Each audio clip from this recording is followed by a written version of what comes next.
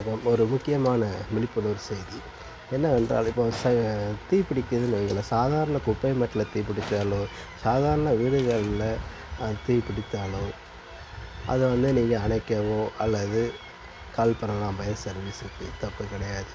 ஆனால் கரண்ட் மூலமாக டிரான்ஸ்ஃபாரம் வெடித்து தீ பிடித்தாலோ, அதை அணைக்கிறதுக்கு ட்ரை பண்ணாதீங்க. உடனே ஃபயர் சர்வீஸுக்கு கால் பண்ணுறது நல்லது. ஏனென்றால் அணைக்கக்கூடாது என்றால் அதிலிருந்து விபரீதங்கள் அதிகமாக வாய்ப்புகள் இருக்கிறது. உதாரணத்திற்கு நீங்கள் ஒரு கப்போ ஒரு வாட்டர் கேனோ அல்லது வாளியோ வைத்து தண்ணியை அணைப்பீர்கள். தண்ணி மூலமாக அணைக்க ட்ரை பண்ணுவீர்கள். அப்படி அணைக்கும்போது அதனுடைய கரண்டு அந்த தண்ணி மூலமாக ஊற்றும் போதே அந்த தண்ணியான மூலமாகவே நமக்கு கரண்டு பாய்ச்சல் ஆவதற்கு வாய்ப்புகள் இருக்குது. சில கரண்டு மூலமாக தீயறியக்கூடிய ஆயில் கசிவு மூலமாகவும் தீயறியும். இதனுடைய கெமிக்கலானது நமக்கு பாய்கிறதுக்கும் வாய்ப்புகள் அதிகமாக இருக்கிறது. இதன் மூலமாக நமக்கு மரணங்கள் ஏற்படுவதற்கும் வாய்ப்புகள் இருக்கிறது.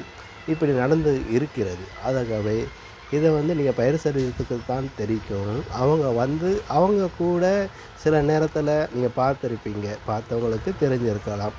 அந்த ஃபயர் சர்வீஸு கூட தண்ணி அடிக்கும்போது அந்த பைப்பை வச்சு கொஞ்சம் விட்டு விட்டு அடிப்பாங்க. அதாவது நேராக பாய்ச்சலாக அடிக்கிறத விட கொஞ்சம் அந்த தீயில பட்டுட்டு அப்புறம் டச் பண்ணி அடிப்பாங்க. எதுக்கு அப்படின்னா, அந்த இது அவங்களுக்கு தெரியும். அதாவது அந்த கரண்ட் பாயும் அப்படிங்கிறதுக்காண்டி அவங்களும் அதை விட்டு டச் பண்ணி தான் அடிப்பாங்க. ஆகவே இப்படி தெரிஞ்சால் மட்டுமே நாம் அதில் தீவிரமாக இறங்க முடியும். எல்லாருக்குமே உதவி குணம் உண்டு. ஆனால் கொஞ்சம் யோசனை பண்ணி அதை செயல்படுத்த வேண்டும் என்பது தான் என்னுடைய கோரிக்கையாக வைக்கிறேன். நன்றி.